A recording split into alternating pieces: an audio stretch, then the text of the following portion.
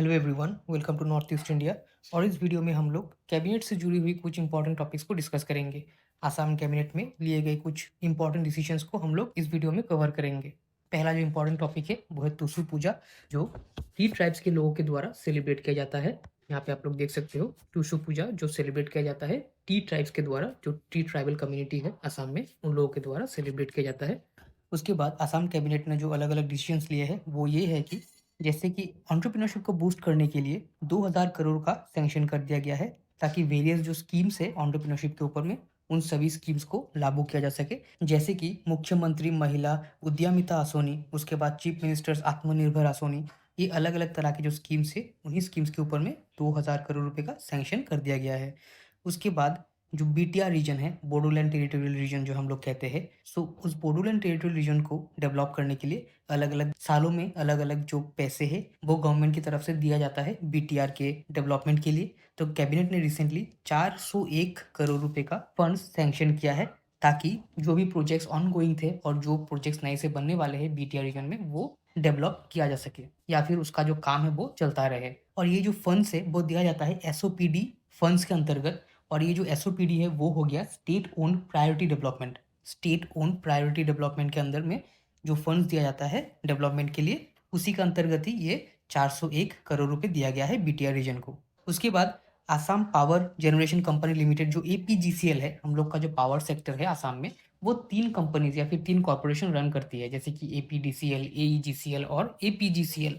सो एपीजीसीएल जो है उसका जो शेयर कैपिटल है वो 3000 करोड़ से 6000 करोड़ तक बढ़ाया गया है अभी। इसका मतलब एपीजीसीएल जो है उसको और बड़ा बनाया जाएगा अभी। उसका जो शेयर कैपिटल था पहले था 3000 करोड़, अभी उसको बढ़ा के 6000 करोड़ रुपए कर दिया गया है। इसका मतलब कंपनी का जो स्ट्रक्चर है वो भी बढ़ने वाला है। उसके बाद ये जो कैबिनेट मीटिंग हुआ है वो मोरीगांव में हुआ है, और हमारे आसाम के जो चीफ मिनिस्टर है हिमंत बिश्व शर्मा जी, उन्होंने भी मोरीगांव का दौरा किया है रिसेंटली।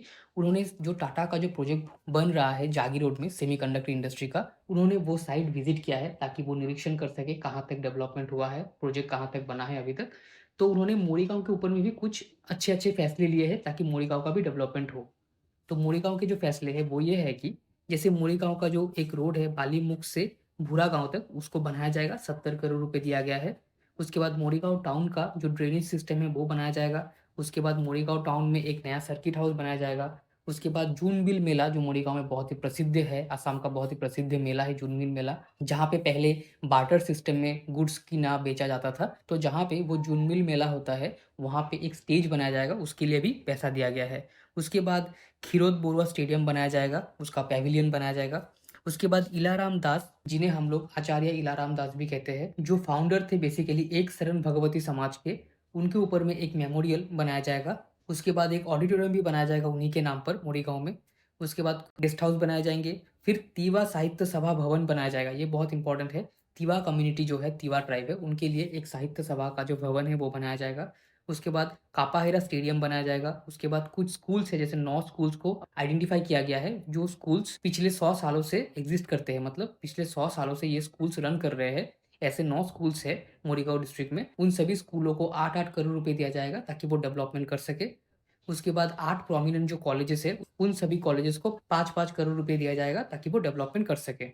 सो इस वीडियो में यहाँ तक ही। अगर आप लोग को ये वीडियो अच्छा लगा तो लाइक शेयर कमेंट कीजिए। और यहाँ पे कुछ किताबें आप लोग देख सकते हो, जनरल स्टडीज जो प्रीवियस ईयर पेपर्स के ऊपर में हम लोग ने लिखा है। उसके बाद बैंकिंग के ऊपर में भी किताब है, जो डिटेल्स में बैंकिंग के ऊपर में, अगर आप लोग कोई बैंकिंग एग्जाम दे रहे हो तो ये बैंकिंग का किताब आप लोग देख सकते हो, पूरा डिटेल्स कवर किया गया है इस बैंकिंग की किताब में।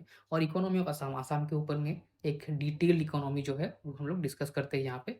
तो आप लोग ये किताब चेकआउट कर सकते हो, डिस्क्रिप्शन में आपको लिंक मिलेगा। So thank you for making me a part of your day. Happy learning, God bless you all, thank you.